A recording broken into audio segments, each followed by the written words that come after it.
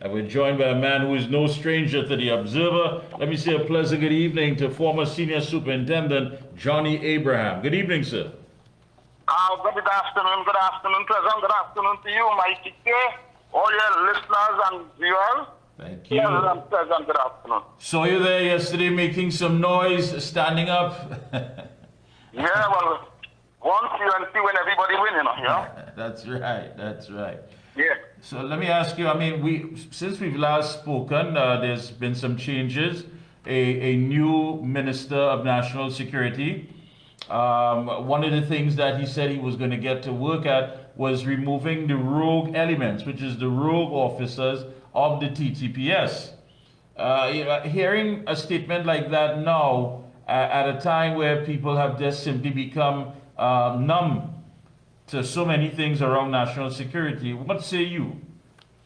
Well, you see, Mikee K, what happens is that you find some people, when they have nothing to say, they say anything comes to their mind.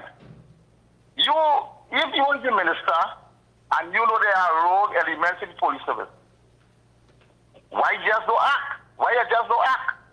You see, they have been sending out this message from time and time again. All Minister of National Security, as far as I could remember, for the last couple of years, have been saying that all the time. Nobody wasn't dismissed, nobody wasn't charged, right? And they just keep saying that and sending out this negativity about the police officers who are sacrificing their lives on a daily basis to protect these same parliamentarians and their family. Yeah. Well, and that's the thing about it. I mean, it seems as though given the responsibility now to try to put a dent in something, and of course, I don't think we have much expectation, because if you couldn't do it in almost 10 years, I mean, really and truly, what can you do now? But one would think that they would have a sense of listen, this is the direction that we want to go in. We want to get to those criminal elements rather than focusing on the men and women of the TTPS. And I have to ask you, at this particular time, looking at what's unfolding with former Superintendent Roger Alexander, what is the morale like, if you had to guess, in the TTPS at this time? Well, I'm not guessing. The morale is very high because they just cannot wait for Alexander to win his seat. And based on the mini manifesto on crime that was presented by the Honorable Leader of the Opposition, Ms. Kamala Pasabishasa, and soon to be the Prime Minister, right now she has about 60 points, yes, where the national security concern in this country lies. And I worked with Alexander in Tunapuna yesterday, and the reception was very, very good. Me, Alexander, and Mr. Japona worked together. And I think that's a great message to people in this country. When we look at the security apparatus, and you're seeing people with experience like that, I don't think anybody can really question that. Although people will make all kind of allegations at this time, with this, according to the people, this silly season.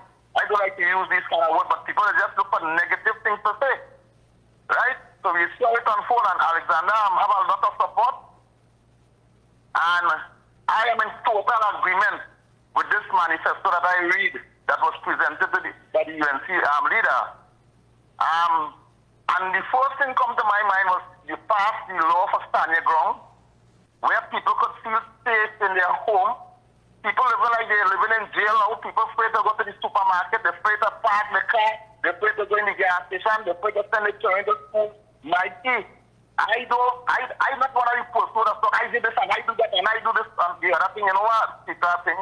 But when I was in Central Division, Mikey, I used to make people feel safe and comfortable because I used to have police vehicle at strategic location, and the response time used to be so quick that you wouldn't want to believe. And my officers have to keep the glass down in the vehicle, stop and talk to people on the side of the road, give them your telephone number. Some people say, well, that's my personal number, I'm not giving it. Nonsense.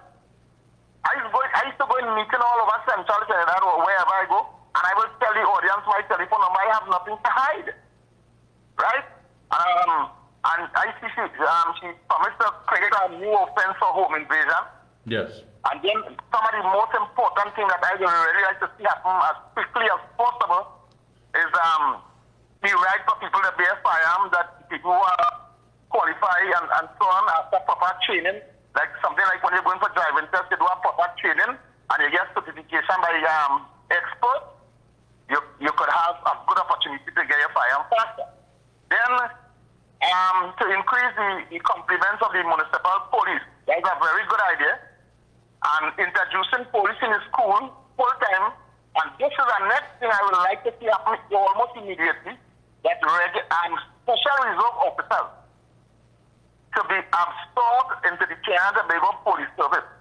Now, Mikey, remember I worked on that ground for 40 years, and some of my best officers were special reserve officers. No, you will take civilians from on the street because they have 5 subjects, and you will put them to the bar to do a 6 months training. However, when they are successful, these same persons that you train in the bar, they come outside sometimes for 2 and 3 and 4 and 5 years, then they catch on to the job. Yeah, they have special reserve officers working in that same system for 20, 15, 20 years, and they have so much knowledge, just like the regular police officers. I am saying, and I will lobby for that, for the Honorable Prime Minister, Mr. Once you get into power, I will lobby to make sure that these special reserve officers find proper placement into the regular service.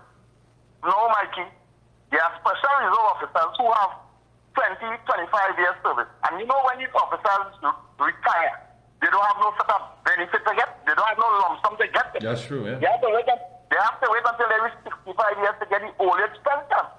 Same thing like the army. I saw in one of the promises that the age of the old will be increased to just like that of the protective services of the police. Yeah, and you know, Mr. Abraham, I thought that made so much sense to increase the retirement age for the Trinidad and Tobago Defense Force, to align it with other arms of the protective services, because you've seen men coming out at 42, 43, and I mean, really, when in fact that they still have a lot to offer. And here the thing, would you believe that most of these officers who retire from the army at that early age come back into the special reserve section? Yeah. And if they retire at that age and they didn't make officer in the work, they have no gratuity, no set of money to collect. They have to wait until they reach 65 years just as anybody else to get pension. And I find that totally unfair to people, because you have some able-bodied men who was in the army and they're walking around, some of them walking around aimlessly because they didn't find employment, and some of them may not like to be special reserve officers. You can leave them in the army until they reach that retirement age of 50 and 55 to 60. Okay. Also, too, when she spoke about to implement laws to prevent incarceration of non-violent drug offenders, which we know as addicts or whatever, because I mean, I think these people need more help than just being locked away. Well, all right, and that making so much sense, because you're holding a man for one weed, one marijuana cigarette, smoking in public, and that man going to be incarcerated for at least 6 or 7 months because you don't have money to pay the fine. Whereas you could give that same man or woman community service to do for a couple of hours, and you know, you try to rehabilitate them by putting them into a program. Just also they have to report to the station when you commit that crime on your day. You put them to report to a center where they will sit down and do some counseling for at least 2 hours or 3 hours, as the case might be, for a period of time. When you put them inside there and they become hardened criminal, because you see what's going on in jail now, murder taking place in the jail now. Yeah. Inside the jail is a frightening situation. And then you hear talking about drone and drone and drone. Well, if 5, 10 years you're talking about the drone flying over the prison, what has been done to prevent that? Nothing. Nothing. Where are the jammers they promised? Because, listen, the man that was kidnapped, the young boy that was kidnapped, Shashi, from Enterprise, and he was found buried up in somewhere up in the forest up in Diego Martin. That call came from the jail because a man who was in jail had been charged for that murder now, and he was incarcerated when this scenario was unfolding with the kidnapping. He was given direction from in the jail. Where are the jammers? Why they don't do like long ago and put back telephones inside the jail and you allow the inmate to use it to communicate to their family? Then you have an officer sit down right there like long time, listening to the conversation. Yeah. Why did they do it? I think there's too much technology available that one could put these things in place and manage it. I think this is all about the proper means of managing the situation. Now, there's also to provide diploma, undergraduate, and postgraduate degrees in policing for recruits combined with a police apprenticeship program. I think that's only right. Too many times we've seen senior officers go on pre-retirement leave only to prepare themselves to enter in some capacity into the private sector, or they benefit from some sort of schooling or program. What happens then to the subordinates? Where's the motivation and incentive there that they too could get some sort of training so it can help promote them and have a better understanding of the job? Well, Mikey, you wouldn't want to believe me. For the first 2 years, I really had a banker when I leave this work. You know why? Civilian will call me for advice, and police officers, up to now, they just still call me after 9 years I retire, and I just be so glad to help these people. And why I had a little banker for that 2 years until I get over it is because I was still feeling part and parcel of that system. Right? And Mikey, people have talked about don't micromanage and don't do this. The only way you can get things done properly, proper supervision, proper leadership, I feel is by micromanaging. Alright, for example, you watch at the Chinese men and the Chinese owners of the supermarket and stores and so on. They will sit down by that cash register right there and ensure that everything is being done to the letter. And that is how they see progress in their activities. Look at next thing. You imagine that right now information received, it is alleged that the recycling bulletproof vest to give to the police, meaning that the vest that was expired from information received from senior officers who went to collect bulletproof vests recently, they were turned back and said, listen, we don't have no bulletproof vest to give you all, but we have some expired one based on information that they recycling to give the recruited personnel. Wow. How in heaven's sake that could make sense? How? And is a lot of things have to be addressed. No, I spoke about all the calls they're making in China from any part of China going to the 999 command center in Tianjin.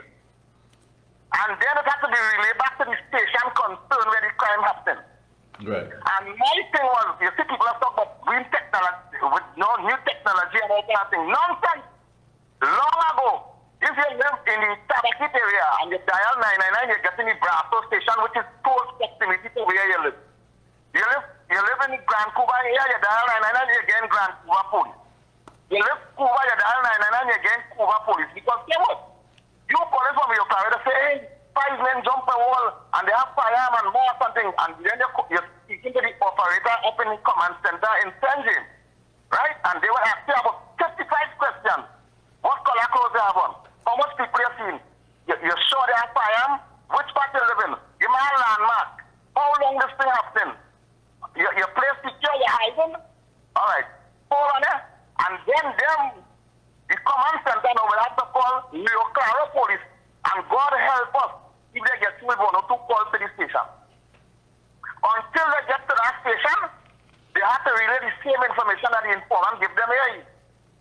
You proceed to number so-and-so place, Naparima Mayaro Road, 5 men on premises, armed with firearm, the victim so-and-so, location so-and-so. So you see, in that time, you had them commit a home invasion, a crime, kill people, and you reach almost Mayaro, and the police now getting that information in a delay, man. That's not making no sense, Mikey. But we're going to deal with all these shortcomings. And I'm saying we because I will put my best foot forward to assist in whatever way I can assist. And I'm not making no joke about that. You know, the other night when I say we don't want the criminal in Trinidad, and we don't want them to be go there to live in the hand, meaning all nonsense done. And you know, if a man don't talk, I just do my work, I just walk that wrong. When I tell you something is something, I mean, I used to go on TV and tell criminals, don't come central. Nothing no kind of intimidating way. But I will stand and message to them and tell them, don't come here and commit no crime. We're also looking at implement an ankle bracelets and house arrest systems with updated legislation. Again, making sense. Yeah. The revamping of the witness protection program. You and I spoke about that several times. There are a lot of people who don't have any confidence in that program. So, you know, when you get on a scene, when police arrive on the scene, nobody saw, nobody heard anything, nobody was witnessing, because that system itself has failed for all these years. So it'll be good to see some sort of revamping of the witness protection program. Mikey, and that is I give that 1,000% thumbs up. You know why? I was in charge of oversight from Mova to Toko to Tableland. That is northern, northeastern, and eastern, and that comprises of about 50 stations, right? Yeah. Sometimes you go to a murder scene. I won't call no place to stigmatize nobody, but sometimes you go to a murder scene and his family know who killed your loved one, and for fair reprisal, they wouldn't tell you. So what I used to do when I go on the crime scene, I say I don't want to know what this man involved in. I'm speaking loud and clear for everybody to hear on the scene. I don't want to know what this man was involved in. I want to know who killed this man. And then you find some people who come and talk to you. No. When I was in homicide up in our gas station there, you won't want to believe this. I mind 2 witnesses in that station.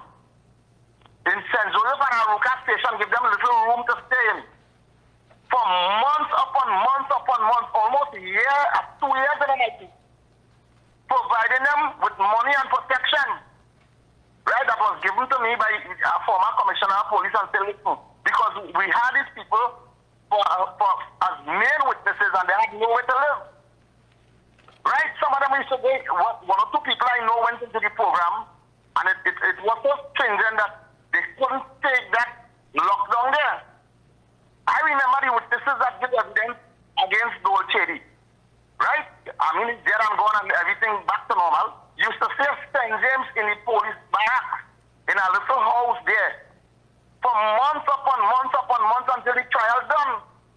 And police had to escort their family to school, wherever, and bring them back safe. No. You have committed police officers. Committed, I'm not saying they don't have any now. But those days was a different kind of leadership in the service. You understand? And Mikey, we have to get back on the ground to make sure that all these things that we spoke about is being implemented and properly managed. The main thing is management. We have everything, we have everything in place, but management needs to improve. You have to have a hands-on approach. According to the long-time people, you walk the floor, you know what's going on. You have some serious officers will come to work and stay upstairs and try to go home, they just come downstairs and they're gone.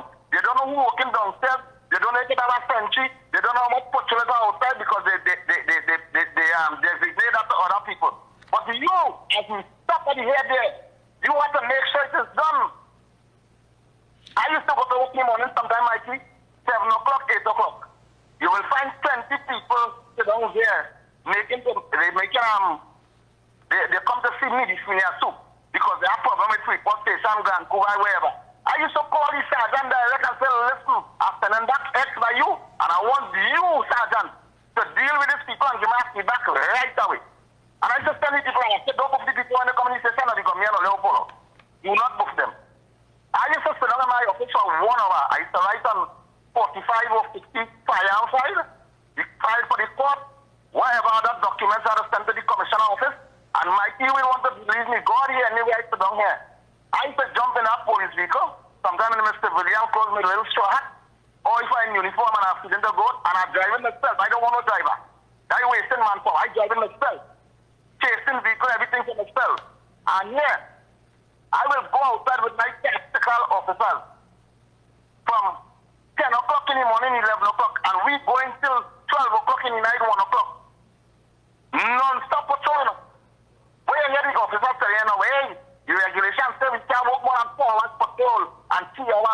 Long ago, we had an old Land Cruiser with things to window by your foot. We have to open to get vent because you don't have no air conditioning and everything. We used to leave Shogwana Station, pass through to a road, go to Talpa Road, come to La Hocketa, come down Caroni and the old road, come down Kunuke, back up Shogwana, down to Taxande, hit the highway, come back up and make it anti-clockwise again for children. When you come in the station, you're tired because you're outside almost all day. Right? And these are the things we have to see people committed. They must be committed and they must be reimbursement. They must get a proper salary.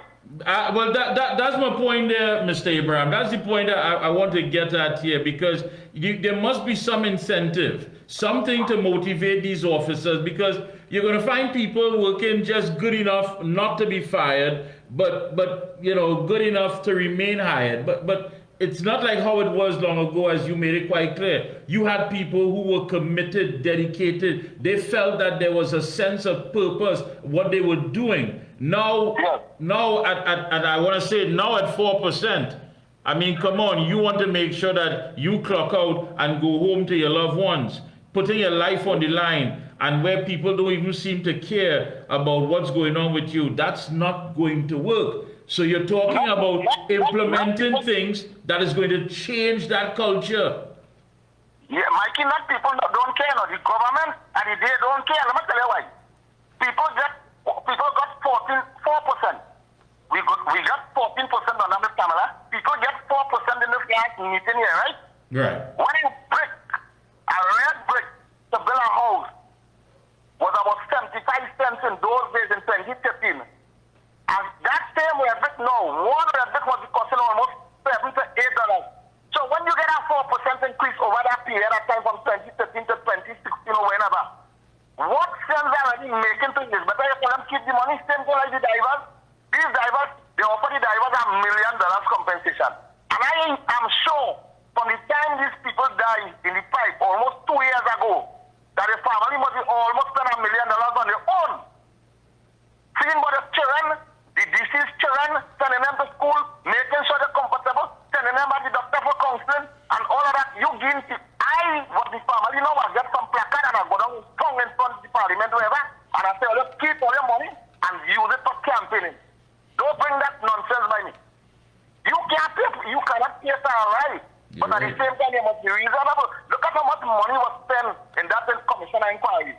Why they didn't call in the family and say, listen, accident has happened.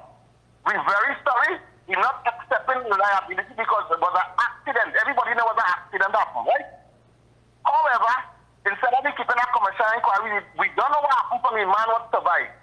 We don't know what happened. People was reluctant to really go down into the situation to see they could save anybody. However, all you hold up 5 million each to 10 million each. Right? We're not saying that we're guilty or anything, but we're saying hold up for the loss of the loved one. Look at the man who's gone down with the rig was full. Up to now, you're not hearing nothing on the news from nobody making a statement. What about the Coast Guard that gone down in the submarine there the other day? Nothing, you're not hearing nothing. Nothing, you're not hearing. The family are alone grieving. These are the things we have to change, Mikey. Police officers were murdered in the execution of their duty. Right? You will find the witness and support unit going by the house and hugging them up when the thing now happens. And after 14 days pass and the funeral done. Right now, I could call people name right now, but I wouldn't do it to expose them. That the witness and support unit of the police service never go back by the people's house to look for them after the funeral. Never. So all these things have to change. And I am praying and hoping and asking the Almighty God to let Auntie Kamala win this election, to make her the Prime Minister and know that she's going to deliver on all the promises she make. Because in that 5 years' time, she did a lot of things that people don't want to realize. Some people don't want to realize. They're putting their head in the sand and saying, she did a lot of good things. You know, one of the things that stands out here, Mr. Abraham, is to provide personal licensed firearms to active TTPS officers and prison officers. I don't know, and every right-thinking citizen has a problem with why this couldn't be done. You know, it seemed as though it was all good for the good old boys. You had those who were driving around in fake police vehicles. They have gun because there's friend of this one and friend of that one. But you have people whose role, whose job is to make sure and secure the citizens of this country, and they can't even get a fire. Mikey, nothing matter as security citizens in this country. No. You prepare yourself in a shootout. When I was a young police, and we were in shootouts and so on, people died and so on, and you're coming home in the night, I used to live in the countryside, no electricity, nothing. I could not have, I didn't say get proper rest at all. Every little thing you hear, you jump in. No fire. Now it's the same thing now. And now it's even worse. Imagine 5 men lie down in a van opposite the Sochi station with AR-15. And then you could imagine it's 7.62. That shooting at 2-3 miles straight in the mighty. Right? Now hear me. These officers put in their lives to protect the parliamentarians of this country. Right? From the president, the prime minister come down, the CJ, everybody want protection. Who protecting the police officer when he leaves duty and not handing firearm? And I am saying, you do proper background check on these officers to make sure they're mentally stable and whatever. Right. And you give police firearms, you give prison officers, you give all the soldiers, members of the protective services, you make sure you give them, you know why? They could be called upon any time to go into a situation, and more than that, houses for these people in the development. If they get the 10% that was promised to them, when you put this 10% the security officers or whatever section into this housing development, it becomes less waiting with crime and criminals because you have a lot of officers inside there living. Right? Look right now, I passed yesterday by these Sprinter in 500. You see them, about 150 workers painting all kind of thing in the rain, trying to finish it out like they want to hand it out for the election. They say, well, look what we do. For how long them thing? And to me, I'm not even going there because I still am building them was the structure was here strong. It's nearly 10 years. That building guy in the rain and so on. So I just show you something that these police officers are all about prison officers, army officers, everybody know. You find 1 or 2 persons get killed, although they have a license for them, they didn't get time to pull it. That is why you have to know about your feet. You have to know your surrounding at all times. No. When these people traversing all about police, prison officers, you name it, and they have a license for them, and they see something happen, they will tend to take action. Right? If 3 of them moving in a little group like me or something some way, and something happening, they know that they have a proper defense for themselves, that they could protect their life, and they know my quicker take action before the police and after duty come there. And it has instances where it happened in China that policemen on their way home or wherever it is, and they see something, they could take action. And I could tell you something for myself, I don't want to sound like some people that say I do this and I do that. You know how much time I drop my wife on the highway, taking her to work, we had a little roti shop, and dropping she on the highway when I see bandits kind of highway, let's sit on a TV car on the highway, just drop shit and turn around and start to follow them with my personal vehicle, because why? I was armed. Some people might say I'm like a stupid or whatever it is, but that was just the adrenaline start to flow from the time you see that situation happen. I leave to go in at Christmas dinner already, a man with a fireman lunch back. Well, God forbid, I don't know if you run across it from the car, you get bounced, but for long and the fire was retrieve the fireman. I think you run across the part of the car. Yeah. So, my I just show you, when you see how a little side down, you could feel a little more powerful because you're a trained person, you're using this to defend people's lives, and you have to get one to defend your own life and your family life. You know what police officer will feel, or a prison officer, whoever living in that community, and somebody come knocking on the door, hey, bandit in the house, baby. And you have to tell them, well, we call the police because why? He can't respond. He cannot respond, Mikey. Mikey, we could talk whole night, but we have to make a difference when the 20th of April comes. We have to make a difference once we get into that power. Johnny, I want to thank you so much for taking time out this Sunday evening to link with us here. You are so correct. And many of these things and many of these other initiatives, I hope that we do get a chance to talk about it again before the general elections. Yes. Parent patrols in school, anti-bullying app. It's an anonymous anti-bullying app for students to make reports. You know, the school system, because many of us have seen those videos and ask yourself, my goodness, these young people, what are they going to school for? Is it about the fighting? Is it about these other activities that one has to question what's going on? Where did they come from? What home? You know, how would they? So, I mean, really and truly, there has to be a big focus on this, and I want to say that the UNC has done so by putting a very heavy emphasis on the school system and the protection of students. Again, I want to thank you. Any closing comments? Go ahead. I just want to add one thing to that same scenario. You see parents who leaving to go to the school to beat students and teachers, they must be arrested immediately and charged. And it must become a non-bailable offense. Because when they do that, they're sending a message to the children, it's okay to fight in the school, man. Right or wrong. And we must send a strong message to them. You cannot go in the school to beat no teacher and just up like no student to beat another student for your children. They have means to deal with this thing. And these parents must be arrested and charged one time. I don't care what people say about me. Lock them up. No bail. Let them stand the full consequence for it. When that message is sent, you'll find that them thing will die down. They will die down. Look at some video you're looking at mine. Sometimes I don't even want to watch it, Mikey, because my blood will scroll and I study other people's children. You understand? You imagine you're going to school and you have to study when you reach by the school, get to meeting a child in one piece. You're sending them to school in the morning. Son, be safe. If anything happens around by the principal office, all of that, you going to work now, you can't concentrate because you're studying your child in school. Yeah. All right. So, Mikey, let's hope that everything will work out in favor of the UNC, and we will make a difference in this country that people will imagine where this person come from to do that and carry this country forward. Thank you so much. It's been a pleasure having you on.